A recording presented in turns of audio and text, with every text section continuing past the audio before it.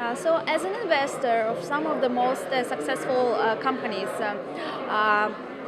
what are the main challenges for entrepreneurs to build the next unicorn? Well, again, as I mentioned, it really comes with starting with the right question as opposed to looking for answers. And I often am looking at whether people are starting with an idea from the head or really an intuition from the gut, really an insight.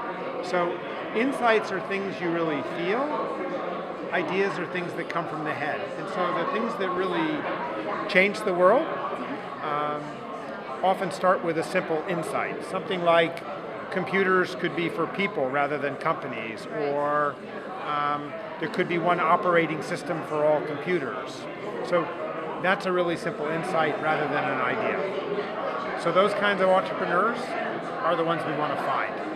And what about blockchain? With all the hype that is happening to blockchain, is it a short-term interest or it's a big, strong trend for the future? So I think blockchain, because it shows a way to have a trustless system where you don't have to rely on a central authority.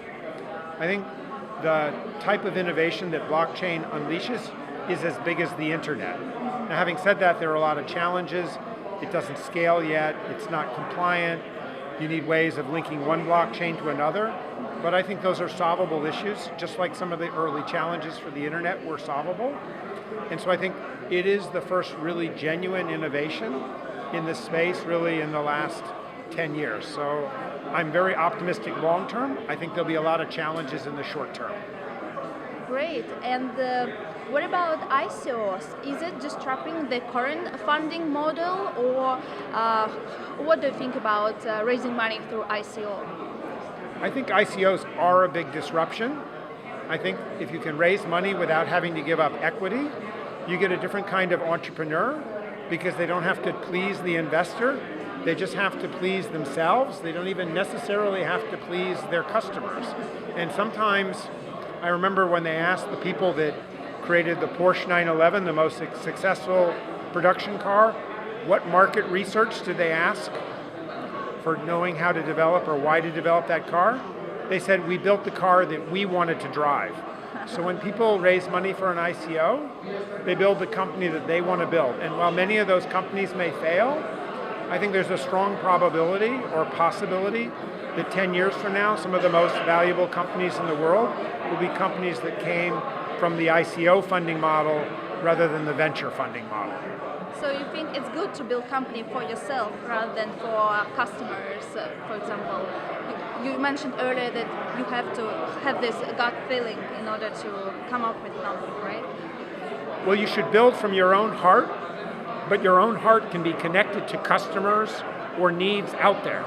That's often the strongest connection at all. So even if you're doing it for yourself, even people that are interested in for themselves, sometimes the best way to feel better about yourself is to do something for others.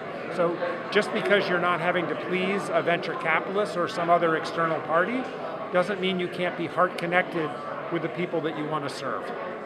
But why do you think such companies as like Twitter are blocking ICO ads, and they are not letting other companies to promote their ICO through their platforms?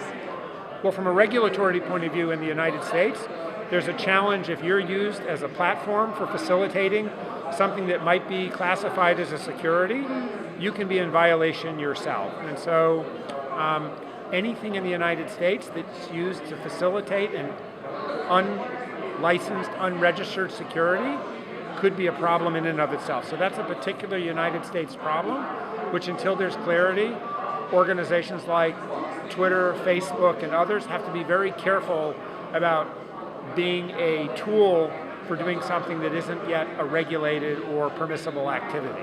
Yeah, and I know other companies like One World Online or BitClave, they are taking over this market. For example, they are allowing to advertise ICO. Well, just like in Gibraltar, for instance, there's an exchange where even if your ICO is determined to be a security, they're going to have a very lightweight form of regulation so you can move forward, whereas you cannot in the United States. The regulatory burden is high in the United States. Even for public companies, there are half as many public companies today as there were 10 years ago. So just like the bees dying out, it's very tough to do a public company, and now, if it's an ICO-based private company, it may be very difficult to launch in the United States. It's just the way things are right now in the current regulatory environment. And what are you looking for in current startups?